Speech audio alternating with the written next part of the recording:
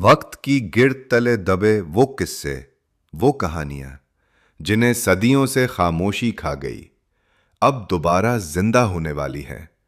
दास्ताने हिंद का ये सफर अब रुकने वाला नहीं। ये सिर्फ एक कहानी नहीं, ये हमारे अजदाद की अजमत, उनकी कुर्बानियों और हिंद की मिट्टी में छुपे उन इन गिनत राजों का अमीन है, जो आज भी पुकार पुकार कर हमें बुला रहे हैं। अब हर हफ्ते जुमेरात और इतवार तलाश होगी सच की, सफर होगा माजी का।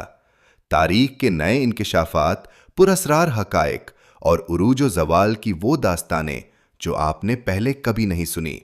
तो जुड़े रहिए हमारे साथ, क्योंकि तारीख खुद अपनी जबान से बोलने वाली है, सिर्फ और सिर्फ अफजल दास्तान टीवी पर, ताकि आप तारीख के इस शानदार सफर से जुड़े रहें और कोई किस्त मिस ना हो।